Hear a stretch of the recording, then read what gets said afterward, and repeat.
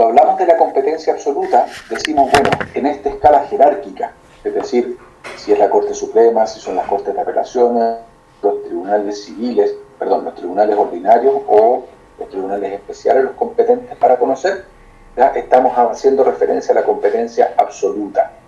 ¿Ya? Y, al contrario, si lo que buscamos es determinar dentro de un mismo marco, dentro de una misma escala jerárquica, ¿cuál es el tribunal competente? Estamos hablando de competencia relativa. Hasta ahí. ¿Vamos entendiendo? ¿Vamos bien? ¿Está quedando más claro, no?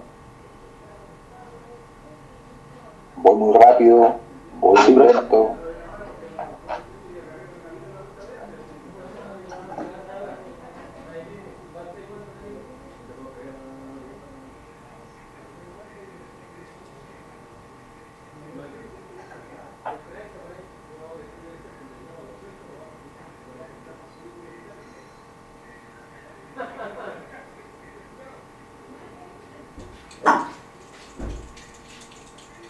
No, profesor, vamos bien. Ese se va entendiendo muy bien.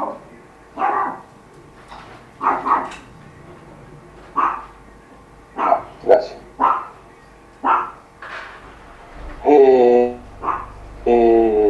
Ya. Entonces decimos competencia absoluta, competencia relativa. Dentro de la estructura piramidal, jerárquicamente hablando, ¿ya? Si es que somos, o sea, cuál va a ser una competente y dentro de un mismo grado, ¿ya?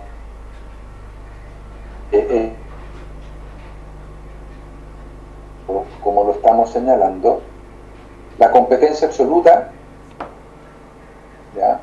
Es relacionada con esta pirámide.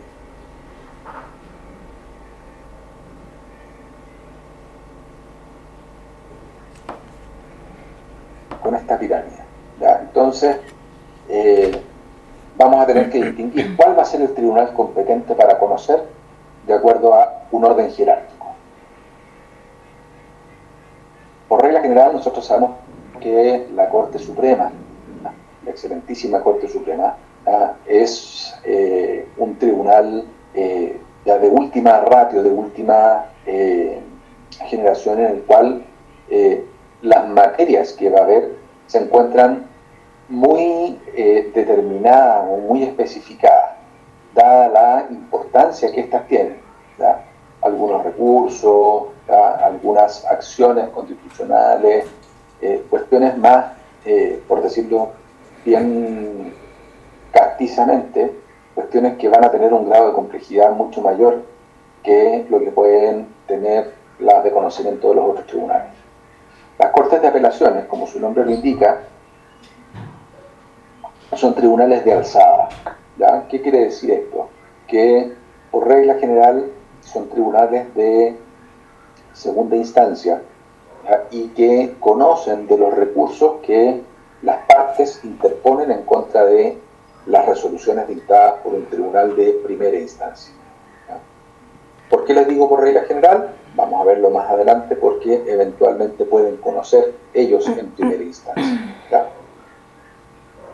Y por último nos encontramos con los juzgados ordinarios y los juzgados especiales, ¿ya? Respecto de los cuales entonces vamos a distinguir, ¿ya? Los distintos juzgados civiles, los juzgados de letras del trabajo, los juzgados de garantía, los juzgados del Tribunal Orgánico Penal, los juzgados de familia, haciendo la distinción entre ordinario y especial.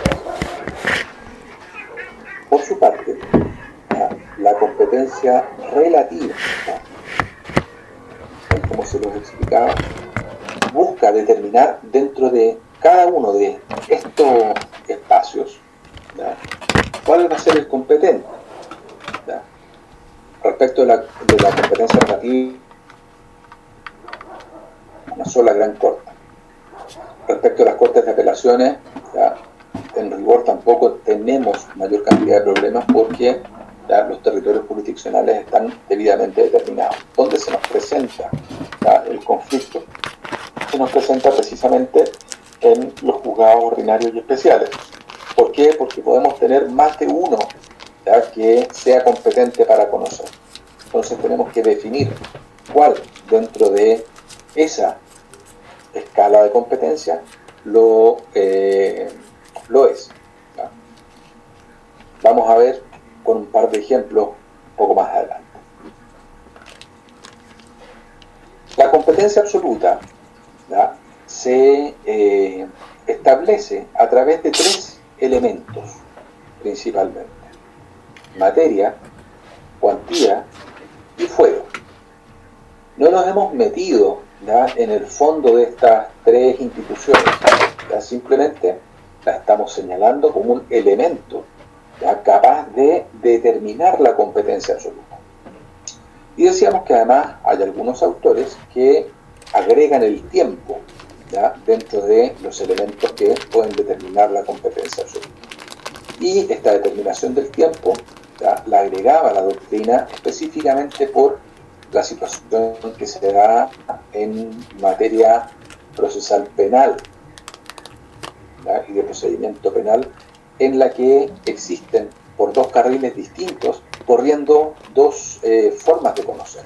Por un lado, ya lo hemos conversado, se mantienen causas de procedimiento antiguo, ¿ya? Hay causas que todavía están conociéndose por juzgados del crimen, ¿ya?, y la regla general es que las causas posteriores al año 2000 sean conocidas por los juzgados de garantía y los tribunales orales en lo penal, ¿ya? Pero se mantiene esta dualidad, ¿ya? Entonces, por eso agregan el tiempo como un elemento determinante, ¿ya?, para establecer la competencia absoluta. Y en cuanto a la competencia relativa, ¿ya?, vemos como elemento determinante el territorio, ¿ya?, es decir, cuál dentro de un determinado territorio jurisdiccional va a ser el competente, el tribunal competente para conocer de un determinado tema. En Arica, ¿ya?, y se lo señalaba hace un par de clases atrás, nosotros tenemos 3 tribunales civiles, ¿ya? Entonces tenemos que determinar cuál de esos 3 tribunales civiles va a ser el competente para conocer de un determinado negocio jurídico. ¿Y cuál es el tema? ¿Ya? El tema es que si son materias civiles, ¿ya?, obviamente cualquiera de ellos puede ser competente. Entonces vamos a ver que ingresan las causas de acuerdo a un sistema, ya sea de distribución o de turno, ¿ya? Eso lo vamos a ver más adelante, no nos vamos a meter, ¿ya?, todavía en esa forma de distribución, ¿ya?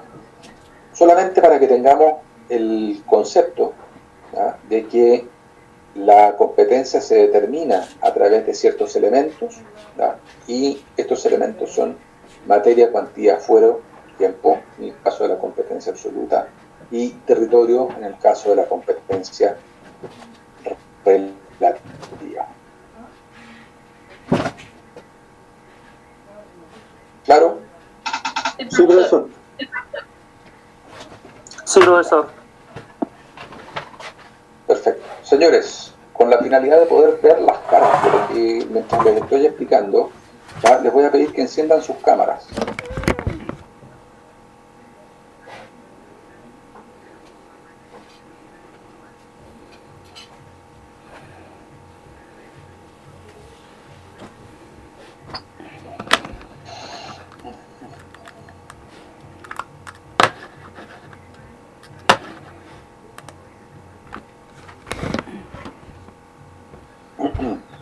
Siguiente clasificación: competencia natural y competencia prorrogada. La competencia natural es aquella que está asignada, ¿ya?, por ley a un determinado tribunal para conocer de un asunto específico. Y la competencia prorrogada es aquella a la que las partes, de manera expresa o tácita, ¿ya?, le entregan, ¿ya?, las facultades para conocer, ¿ya?, a un tribunal que no es el competente naturalmente, ¿ya?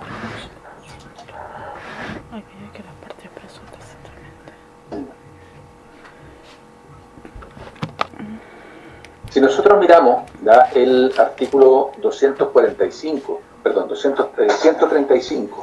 del Código Orgánico de Tribunales, ¿ya? Nos vamos a encontrar con que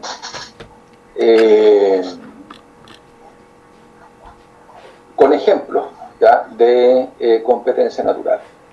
Si la acción entablada fuera inmueble, será competente para conocer el del juicio del cual el del juicio, otra voz, artículo 135, Código Orgánico de Tribunales.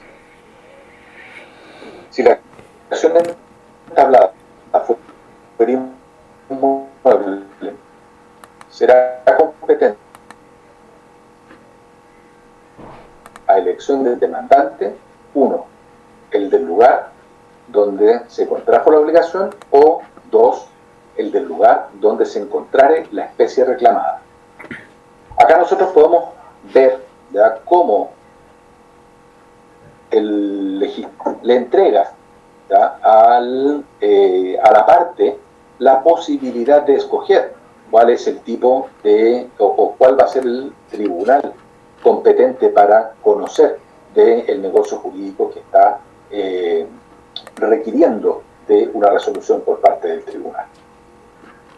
Entonces nos dice, mire, vea usted, primero partamos por aquel donde que hayan estipulado las partes. Segundo, veamos del lugar donde se contrajo la obligación, ¿ya?, y el lugar donde se encontrara la especie reclamada. Entonces cualquiera de ellos puede ser competente.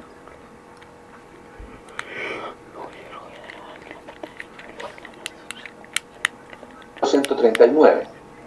Si una misma demanda correspondiere obligaciones que deban cumplirse en diversos territorios jurisdiccionales, será competente para conocer del juicio el juez del lugar en que se reclame el cumplimiento de cualquiera de ellas. ¿Ya? Nos está diciendo entonces, ojo, el juez natural para conocer, ¿ya?, puede ser cualquiera en el que se reclame, ¿ya?, ese derecho. ¿Ya? Tercero, 144. Será juez competente para conocer de los juicios de distribución de aguas el de la comuna o agrupación de comunas en que se encuentra el predio demandado. ¿Ya? Es decir, nos está diciendo, el juez competente para conocer de este tipo de materias, ¿ya?, es el del domicilio, ¿ya?, del demandado, es el del lugar donde se encuentra, ¿ya?, el predio demandado. Si el predio estuviera ubicado en comunas o agrupación de comunas cuyo territorio corresponde o correspondiente a distintos juzgados, será competente cualquiera de ellos. Entonces ahí nos encontramos de nuevo. La primera parte del artículo 144 nos dice, señor, el tribunal competente es tal. Si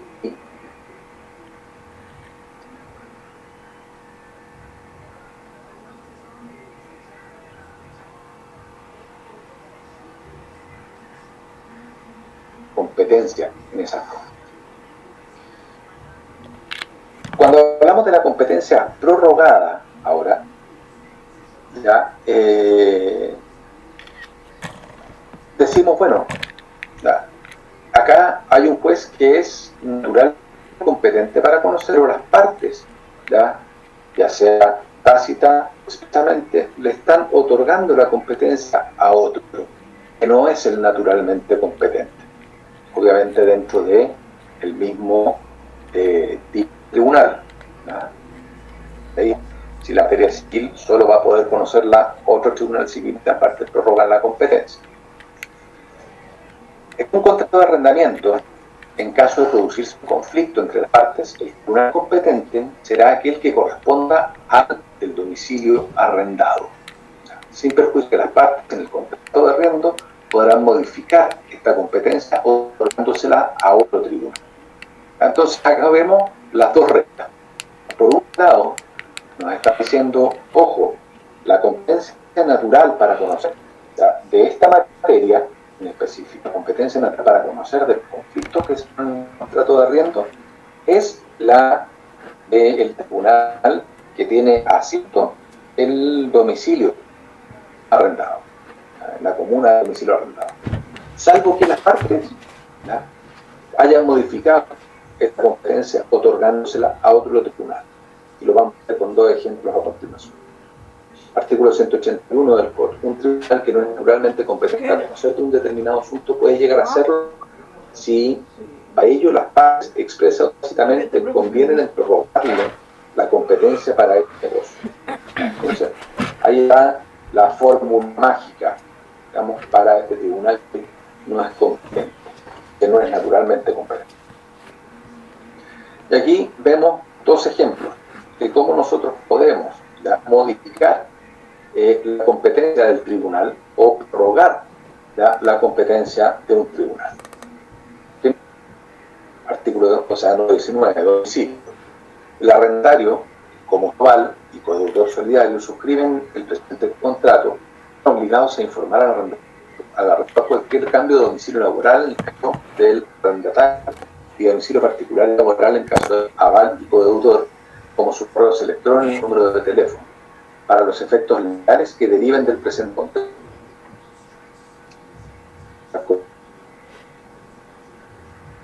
Se someten a la jurisdicción de sus tribunales.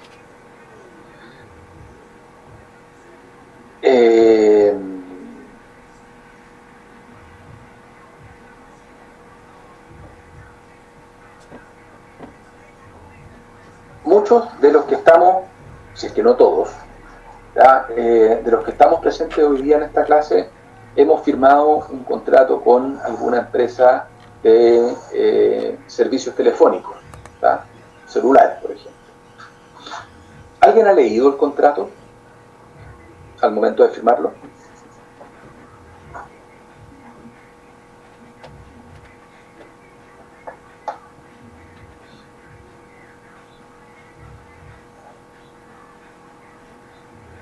Profesor, son extensos, pero uno siempre se dedica a leer lo principal, que es la primera página, por ejemplo, y después lo firma. Ya, la primera página y después lo firma. Y uno tiene idea de qué es lo que está firmando, ¿no?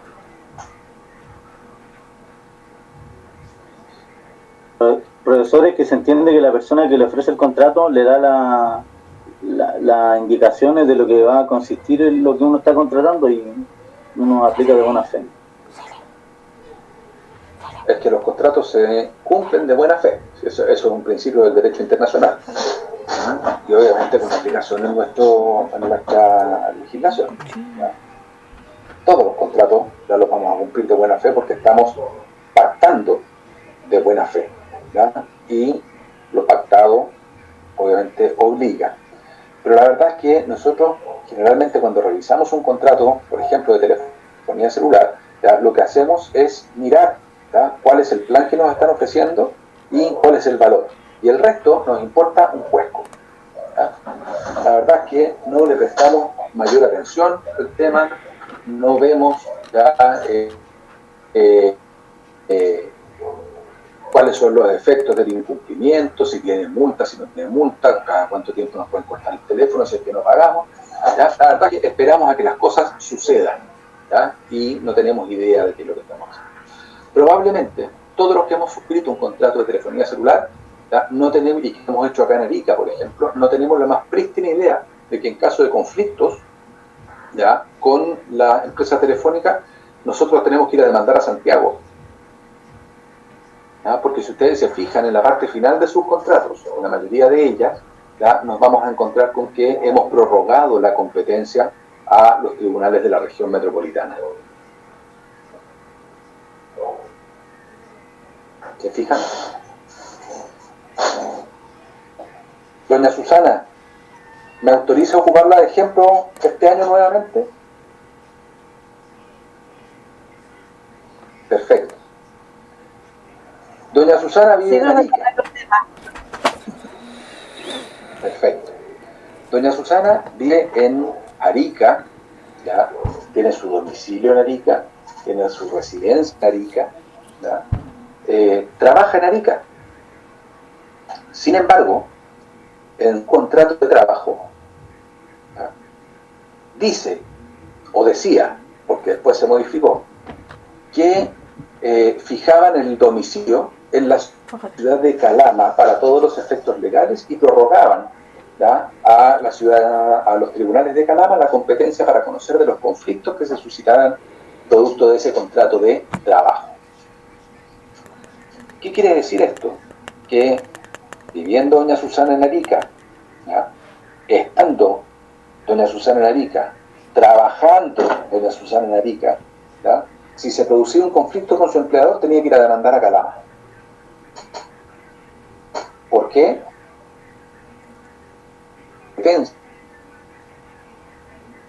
En ese contrato. ¿Era así o no era así, doña Susana?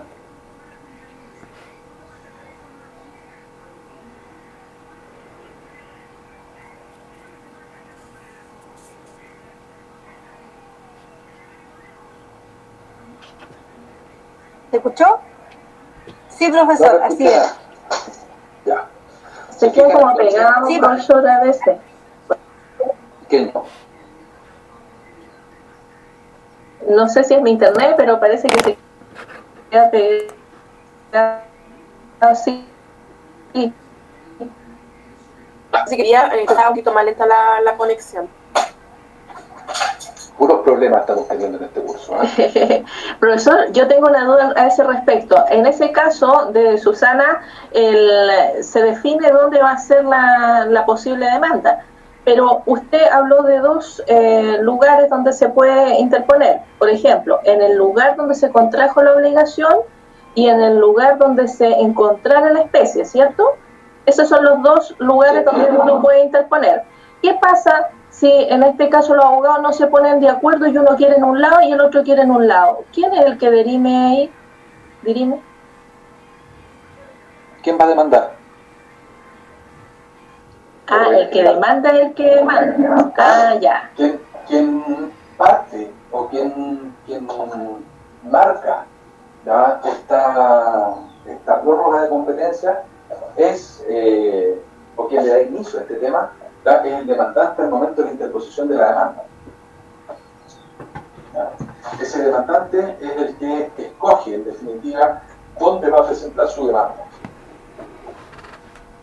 Otra cosa muy distinta, ¿ya? Es que en el momento de contestar la demanda, el demandado pueda decir, ¿sabe qué? Ese tribunal es incompetente.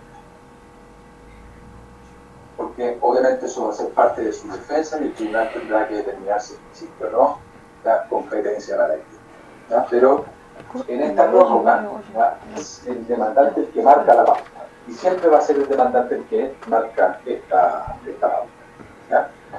Ojo, que las distintas materias tienen puntos de partida que son diferentes, ¿verdad?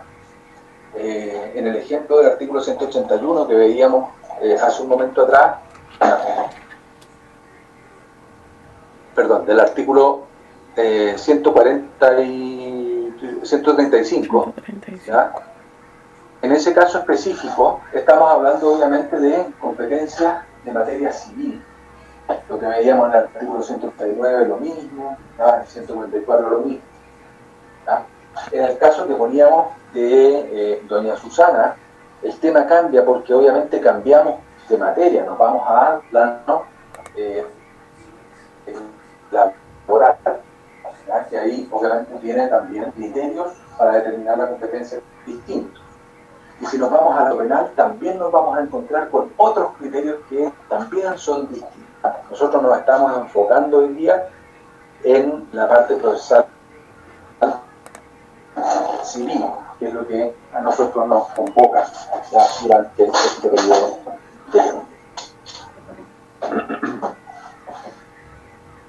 Profesor, ¿Ya? pregunta. Tenemos otro ejemplo. Dígame. En este caso que mostró usted una competencia prorrogada en lo laboral, ¿verdad?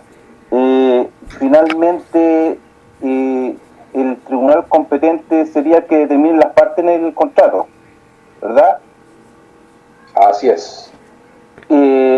Pero justamente me queda la duda en eso, o sea, se supone que en el ámbito laboral hay principios que son pro trabajador, que se un montón de cosas, lo último que mencionó.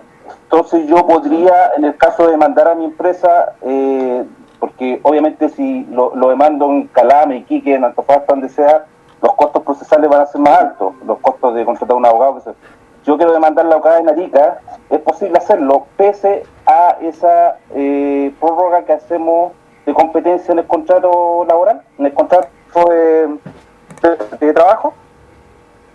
A efecto, ¿ya? Puedes presentar esa demanda donde tú estimes pertinente, ¿ya? Ahora, en la destreza de tu otra parte, ¿ya? Efectivamente, alegar lo que corresponda, ¿ya? Si tú prorrogaste en virtud del contrato de trabajo, ¿ya? La competencia de los tribunales, obviamente ya vas a tener que atenerte a esa competencia, ¿ya? No, ¿tú podrías presentar la demanda de Arica sabiendo que prorrogaste competencia de los tribunales de Gama? Sí, ningún problema.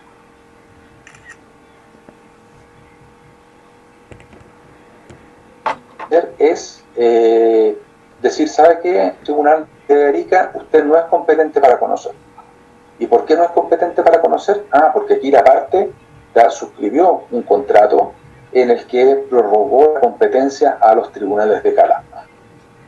Entonces, uno tiene que pensar muy bien, ¿ya? Si le conviene o no le conviene, ¿ya? Y en ese caso específico que tú estás planteando, claramente no conviene. Gracias, profesor. Hasta aquí, ¿hay dudas? ¿Hay preguntas?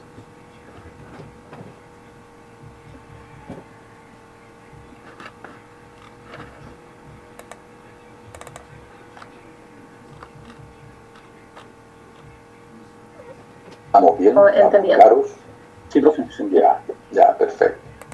Y vemos entonces otro ejemplo. ¿Ya? Dentro de la Comuna de Santiago, prorrogando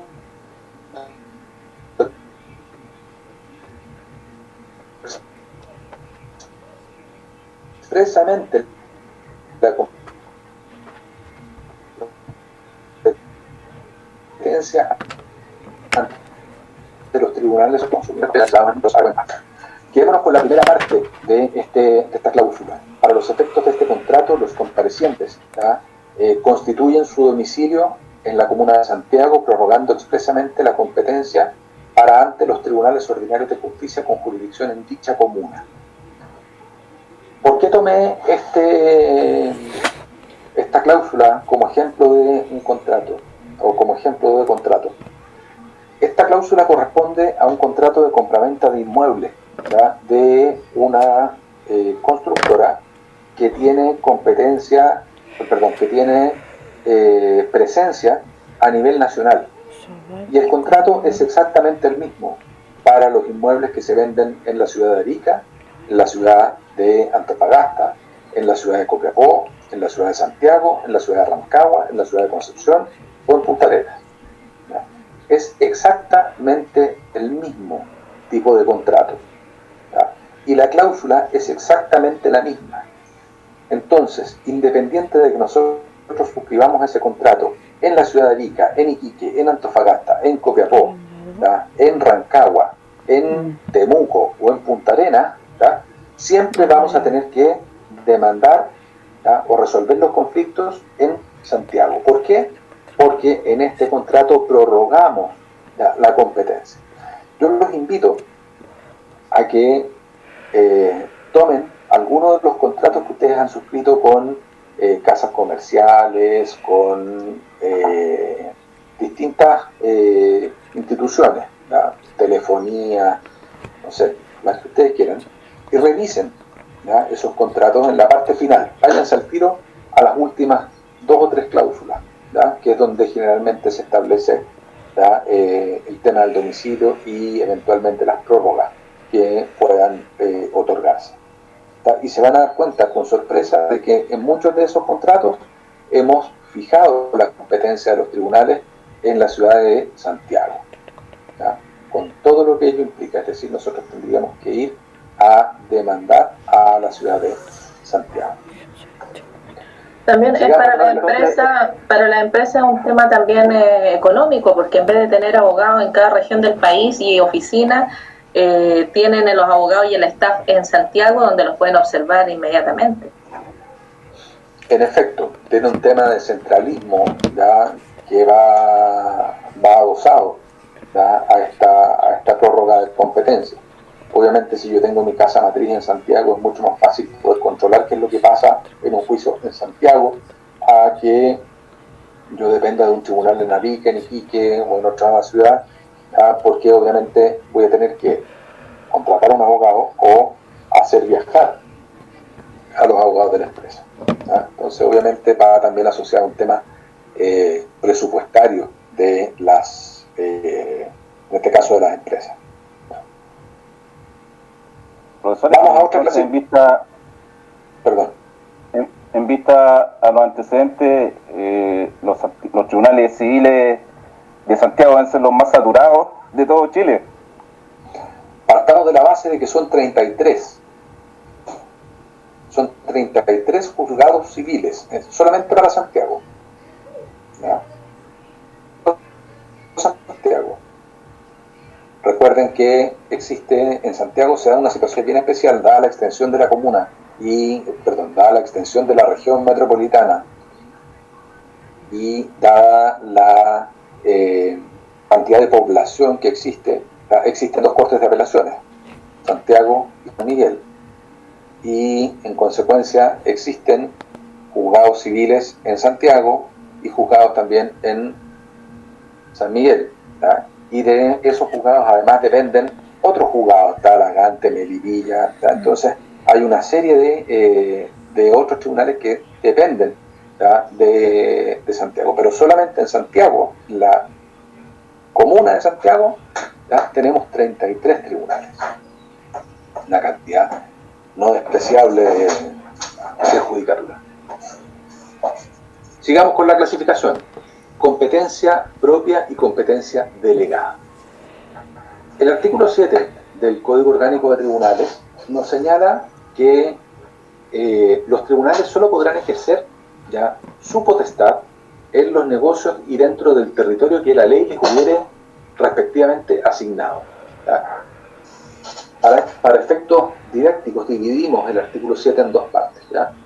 En esta primera parte entonces nos dice, ojo, el tribunal solo puede actuar, ¿ya? En aquellos negocios dentro del territorio que la ley le otorgó, ¿ya?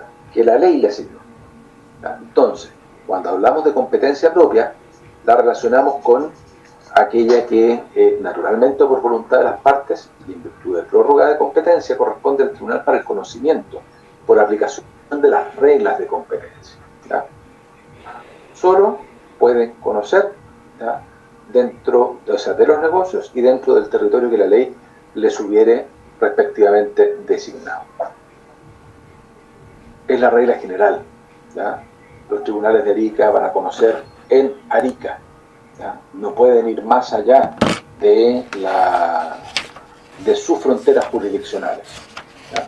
La competencia delegada es aquella que posee un tribunal que no conoce del asunto para la realización de diligencias específicas por habérselas delegado, y para ese solo efecto el tribunal posee competencia propia. Alguien dentro de las preguntas que señalaban o que hacían en este cuestionario decía, ¿qué es lo que es un exhorto? ¿Ya? ¿O para qué sirve un exhorto? No recuerdo específicamente qué es lo que decía específicamente. Un exhorto no es otra cosa que un encargo. Un encargo que hace un tribunal a otro, ¿ya?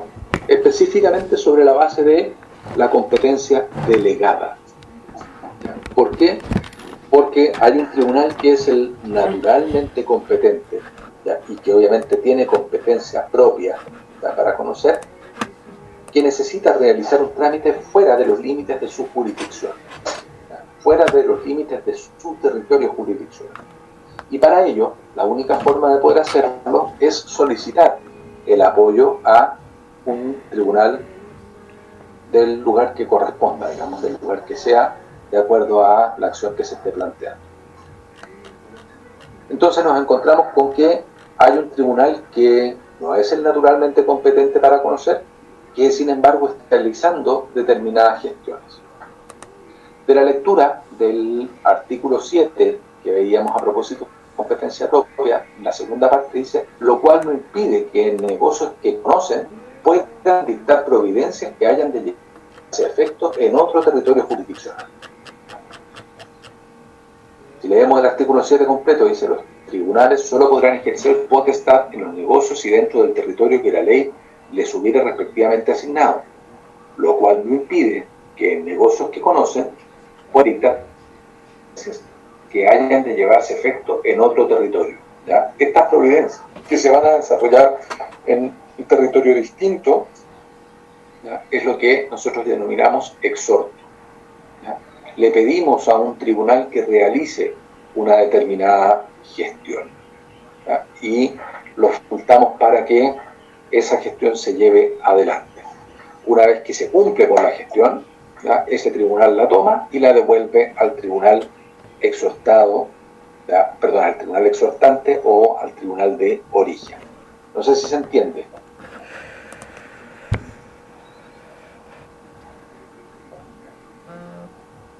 Profesor, la segunda parte entonces del artículo 7 correspondería a la competencia delegada. En efecto, la segunda parte hace referencia a la competencia delegada.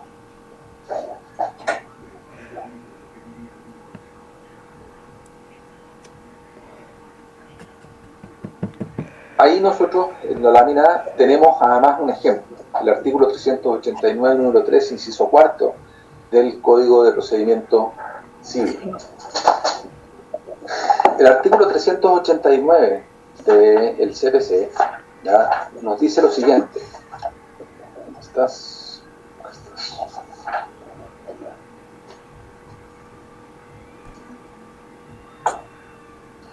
Están exentos de comparecer ante el tribunal a prestar declaración de que tratan los artículos precedentes.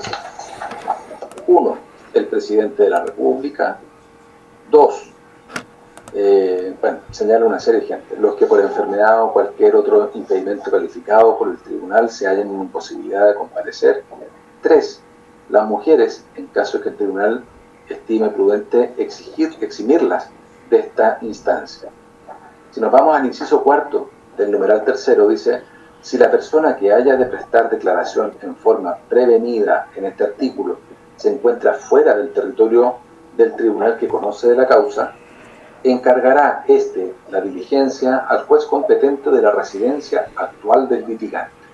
¿Ya? Es decir, ahí vemos el ejemplo del exhorto, ¿ya? Y de esta competencia delegada. El Tribunal de Arica tiene que tomar declaración a una persona que vive en Puerto Montt, ¿ya? Entonces, para no hacer que esa persona se traslade de Puerto Montt a Arica, el juzgado civil de Arica encarga la gestión a uno en la región de Los Lagos, ¿ya? Obviamente específicamente en Puerto Montt y específicamente el Tribunal Civil. Y ese Tribunal Civil entonces va a ser el encargado de tomar la declaración a la persona en sus dependencias, allá, ¿no? Para que no tenga que viajar. ¿Qué más nos dice este artículo? Nos dice, el juez exhortado practicará por sí mismo la diligencia o acometerá a su secretario. Es decir, está diciendo, mire juez, usted tiene que tomar la declaración o faculta a su secretario o queda facultado a su secretario también para poder hacerlo. Hecho, devuélvase. Hecho, devuélvase. Muchos de los que estamos hoy día aquí, ¿ya? Hemos ido a Iquique, ¿ya? En vehículo, ¿cierto? Cierto. Y muchos de los que hemos ido a Iquique en vehículo hemos tenido la dicha, la fortuna, la alegría, no sé cómo más, qué otro sinónimo poder aplicar a esto, de pasar por Huara. Y muchos de los que hemos pasado por Huara hemos sido infraccionados probablemente, ¿ya? Por exceso de velocidad. Porque la verdad es que la carretera se vuelve monótona, ¿ya? Y uno de repente tiene la patita un poco más pesada. Hoy día los vehículos están hechos para tomar mayor velocidad y todo. Entonces va y se pasa de la velocidad que que está establecida como multa. Y entonces le pasan una boletita chiquitita, con un numerito arriba, y lo dejan citado para el juzgado policial local de Huara. Paréntesis. Uno de los juzgados de policía local más temidos a nivel nacional.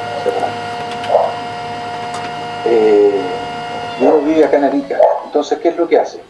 ¿Ya? Va a un juzgado de policía local de acá, primero, segundo, tercero, dependiendo del turno, ¿ya? Y pide que se haga un exhorto, ¿ya? A Huara. ¿Para qué? Para pedirle al tribunal de Huara que rebaje la multa. ¿Ya? Entonces, uno, a través de un tribunal que no es el naturalmente competente, ¿ya? Realiza una gestión frente a el tribunal que es competente. ¿Ya? Entonces ahí tenemos otro ejemplo de cómo podríamos tener un exhorto. Competencia común y competencia especial.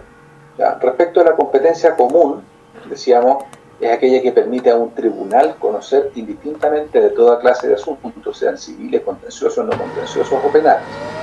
¿Ya? Y es especial aquella que faculta a un tribunal para el conocimiento de determinadas materias. Creo que no hay mucho que señalar al respecto. ¿Ya? De competencia común, ¿ya? Es porque tienen amplitud de materias que poder conocer. ¿Ya? Y de competencia especial es porque están abocados a una sola clase de materia. Buscando, para que quedara más claro, ¿ya? Me encontré con la estructura organizacional de los juzgados con competencia común, ¿ya? En el Poder Judicial. ¿Ya? Y aquí lo podemos ver. ¿Ya? En este caso específico, es un juzgado que tiene múltiples materias de conocimiento: civil, familia, laboral, cobranza y garantía. ¿Ya? Es decir, es un juez que es un poco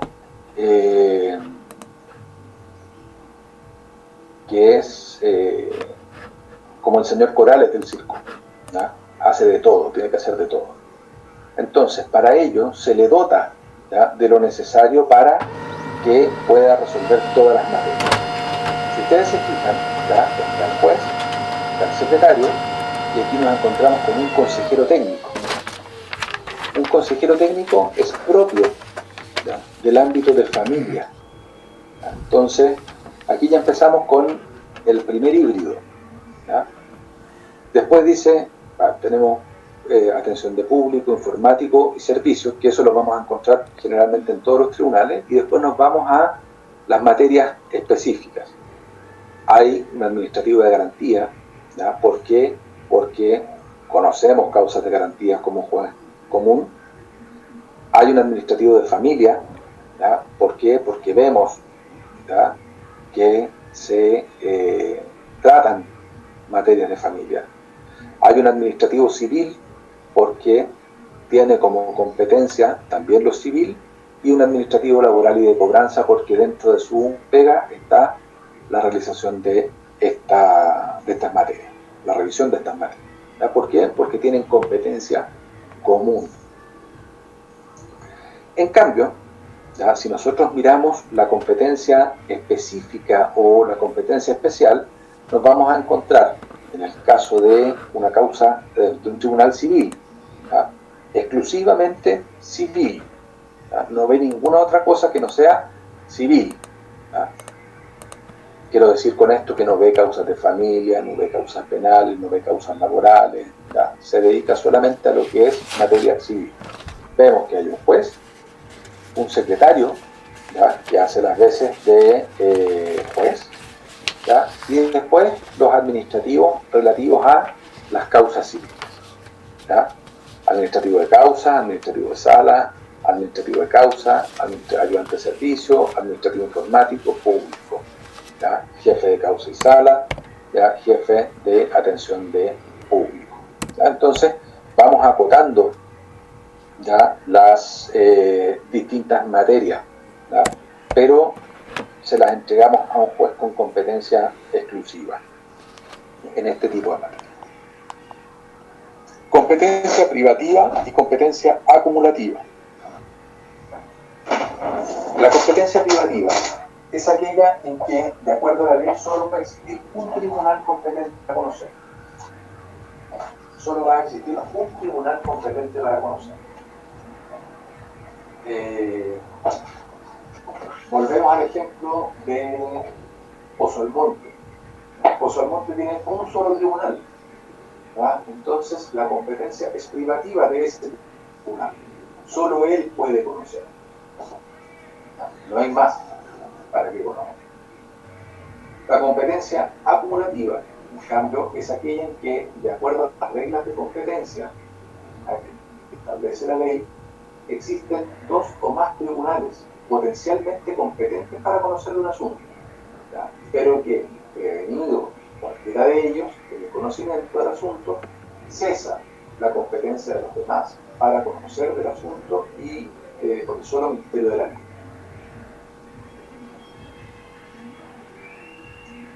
Pozo entonces tiene un tribunal. ¿Cuál va a ser el competente para conocer? Ese tribunal. Arica tiene 3 tribunales civiles. ¿Cuál va a ser competente para conocer? Cualquiera de ellos. Cualquiera de ellos podría ser competente para conocer. Entonces, ahí tenemos competencia acumulativa. ¿Qué es lo importante? Empezando a conocer cualquiera de ellos, ya se inhibe al resto de ese conocimiento. Es decir, si comenzó a conocer el primer juzgado del de Arica, ¿ya? No pueden conocer del mismo asunto o del mismo negocio, ¿ya? El segundo juzgado o el tercer juzgado, ¿sí?, de letras en lo civil de Arica. Si la acción entablada fuera inmueble, será competente para conocer del juicio el juez del lugar que las partes hayan estipulado en la respectiva convención. A falta de estipulación, ya será competente a elección del demandante. Profesor, una consulta. Dígame. Me queda la duda en el ejemplo anterior, cuando hay distintos tribunales que ven una materia, ¿verdad? Hay 3 juzgados civiles. Al entablar una demanda, y sé que cualquier de los 3 competente para conocer, ¿verdad?, de este litigio, ¿a cuál me dirijo? Ya, eso lo vamos a ver más adelante, ya, porque existen formas de ingreso, ¿ya? Y estas formas de ingreso están determinadas de 2 maneras, ¿ya? A través de la distribución de causas y a través del turno, ¿ya? Como les digo, esto tómenlo, ¿ya?, como comentario, ¿ya?, porque obviamente lo vamos a ver más adelante. La distribución de causas consiste en que dentro de una misma jerarquía y en un determinado territorio jurisdiccional, habiendo más de un tribunal competente para conocer, va a ser en este caso la oficina judicial virtual la que va a determinar cuál es el tribunal que va a conocer, ¿ya? Una suerte de sorteo interno, ¿ya?, que hace la misma página. Profesor, entonces, pero hago el alcance porque, ¿verdad?, yo confecciono una demanda y me dirijo a un tribunal determinado, pero o no es así. No es así. Yo lo único que hago es determinar la competencia del tribunal al momento de individualizarlo, ¿ya? Cuando yo presento una demanda, yo lo que hago es poner señor juez de letras en lo civil. No le pongo número, porque no sé ya cuál va a ser el tribunal en Arica que me va a tocar de acuerdo al sistema de distribución. Ahí me quedó claro, profesor. Gracias. ¿Ya? Profesor, disculpe, profesor, en el mismo sentido de lo que estaba conversando, pero si el sistema de distribución es por turno, uno va a saber, digamos, al tribunal que se va a presentar la acción, pero eso no tiene... Don Heriberto, lo que pasa es que son dos cosas distintas. Perdón que lo interrumpa. Una cosa es la distribución y otra cosa es el turno. ¿Ya? Hay materias, ¿ya?, que nosotros vamos a poder determinar por el turno y vamos a poder presentar por turno. ¿Ya? Precisamente o específicamente aquellas materias que no tienen aparejado consigo una contienda. ¿Ya? Es decir, cuando hablamos de gestiones jurídicas de construcción o voluntarias, ahí nosotros podemos dirigir esa acción a un tribunal determinado. ¿Cómo lo hacemos? A través de esto. ¿Ya? En el caso de la distribución, ¿ya?, es el propio Poder Judicial el que nos dice a qué tribunal va a ir. Déjenme, vamos a tratar de hacer un...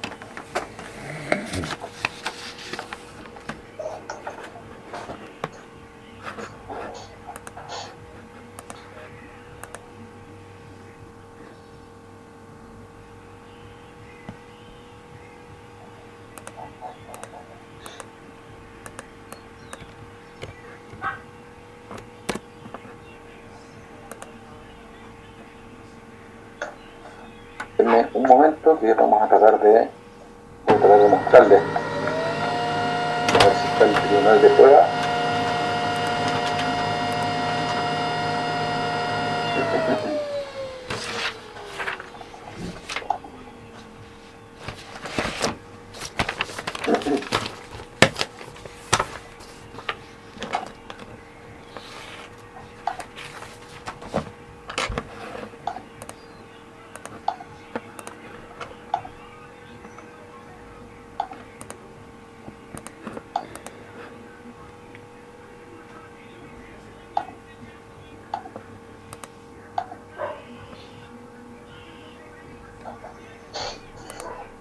Ahí lo que ustedes están viendo es la página de la Oficina Judicial Virtual, ¿ya?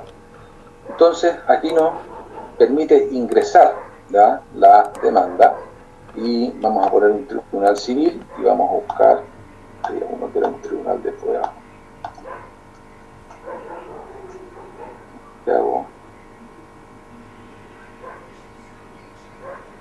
Se fijan que nos dice ¿a quién quién va a distribuir? ¿La Corte de Santiago o el Juzgado de Letras de Colina? Pero déjenme ver, que había uno que era para asignar aplicado.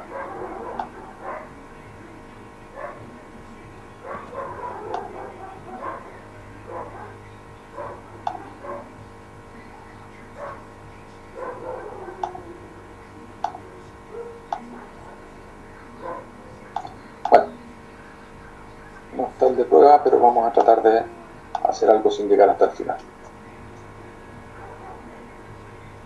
En el caso de Arica, ¿quién va a distribuir? Es la oficina de corte. Tipo de procedimiento, ¿ya?, voluntario. ¿Ya? Los procedimientos voluntarios se exigen, ya, son los siguientes, ordinarios, y ahí te va diciendo, ya, cuáles son.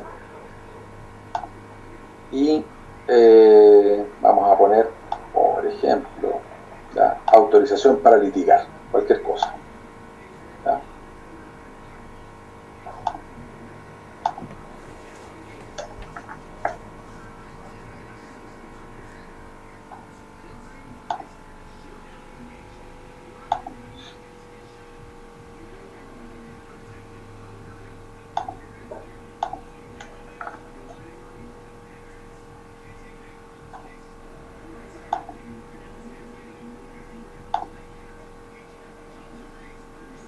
¿Ya? Entonces yo ahí empiezo a adjuntar y una vez que adjunto todo, ¿ya?, el tribunal después me envía, ¿ya?, a un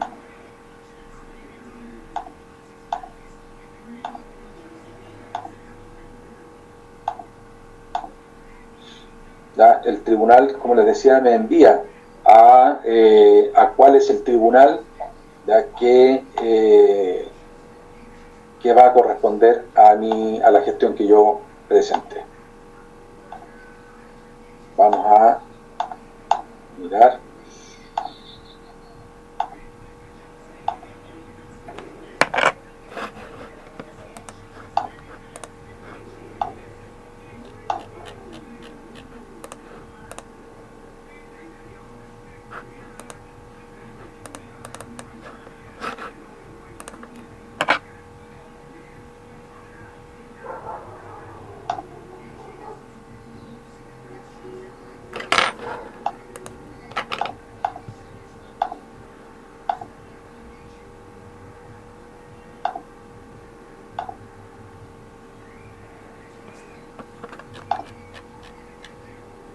¿Ya?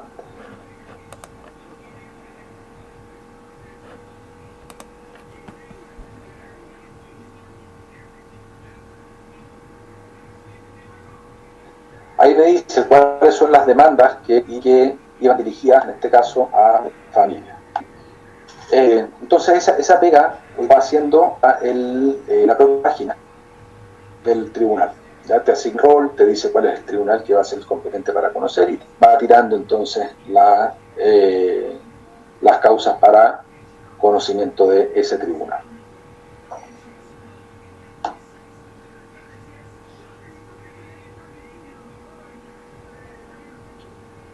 En cuanto a la instancia, ya decíamos, vamos a encontrar tres formas: única instancia, primera instancia y segunda instancia. ¿Ya? Única instancia, aquellos tribunales que tramitan en procedimientos que no admiten la interposición de recursos de apelación.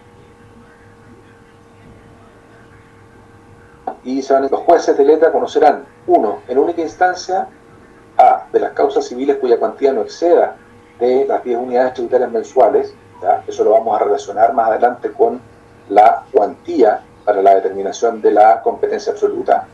B, de las causas de comercio cuya cuantía no exceda de las 10 UTM, y C está suprimido. ¿Ya? Entonces, nos abocamos a causas específicas en que no se admite la interposición del recurso de apelación. Por eso decimos que conocemos en única instancia.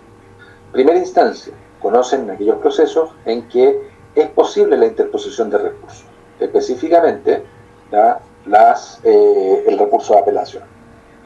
El mismo artículo 45 del COD dice, en primera instancia van a conocerte las causas civiles y de comercio de una cuantía que exceda las 10 unidades tributarias mensuales. ¿Ya? Son un montón de letras, no las puse todas obviamente porque me iba a quedar demasiado pequeña la letra en la lámina, ¿ya? Pero ustedes pueden ver la disposición del artículo 45 y se van a encontrar con todas las materias que son de conocimiento de los tribunales en primera instancia. Y por último, en segunda instancia, dice relación con el superior jerárquico que se encuentra conociendo de un recurso interpuesto en contra de una resolución dictada por un tribunal de primera instancia. ¿Ya? Es decir, quienes hacen de segunda instancia, por regla general, la Corte de Apelaciones y, excepcionalmente, la Corte Suprema al conocer del recurso de apelación de materias que hayan sido vistas por las Cortes de Apelaciones como primera instancia. Profesor, ¿y en el caso de la única instancia sería la Corte Suprema? No, ustedes, por eso, ahí en el artículo 45, en las letras A y B, ustedes encuentran cuáles son las materias que se ven en única instancia, que dice relación con causas civiles que no excedan las 10 unidades tributarias mensuales, que no excedan las 480 lucas. ¿Ya? Mínima cuantía que denominamos nosotros. ¿Ya? Esas son causas que no admiten recursos. Lo mismo con las de comercio que no excedan de esa cantidad. Recuerden que yo les señalaba el día jueves que la Suprema, por regla general, no constituye instancia.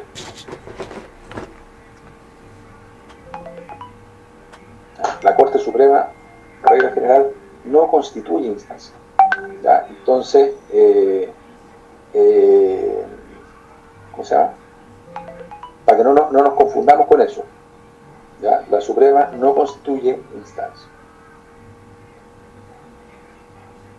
Después nos encontramos con las causas civiles contenciosas y no contenciosas, ¿ya? Y que aquí no nos vamos a detener mayormente porque obviamente no tiene ningún sentido,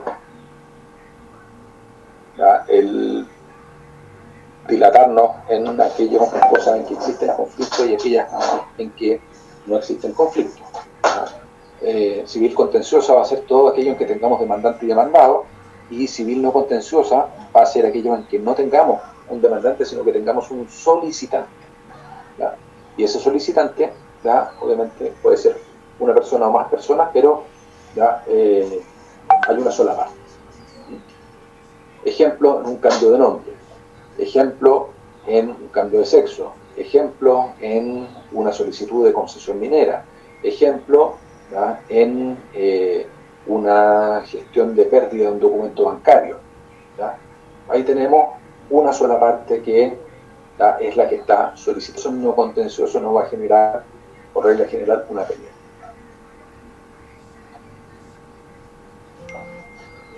Competencia objetiva y competencia subjetiva. La competencia objetiva es aquella que determina el órgano jurisdiccional que debe conocer en virtud de las reglas de competencia.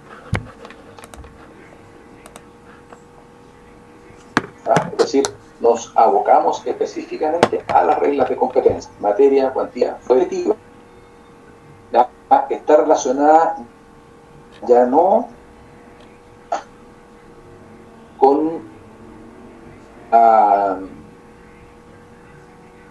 la opción del tribunal, sino que con la figura específica del juez, ¿ya?, y con la debida objetividad e imparcialidad, ¿ya?, con la que debe actuar ese juez, ¿ya?, aquella que determina la posibilidad de actuar de la persona del juez para resolver un asunto en que él no es parte, ¿ya? Es decir, tiene que ser, ¿ya?, o tiene que tratarse de un juez imparcial.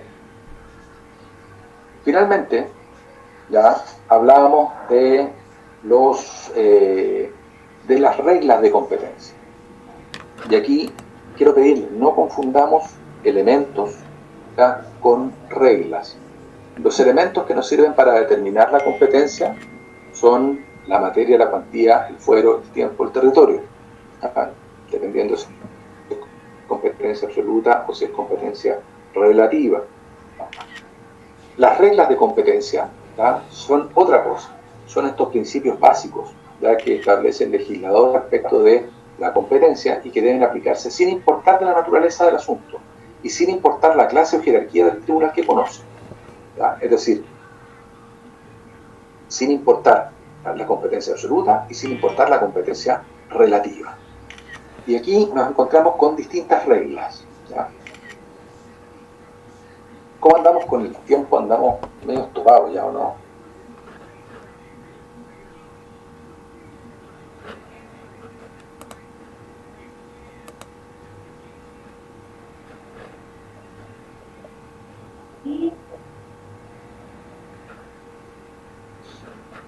Sí, andamos medio topados.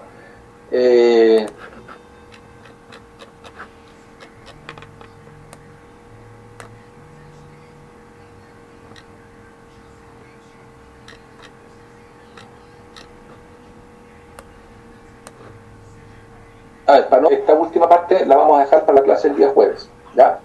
Para no tener parar en la mitad y ya, alumnos.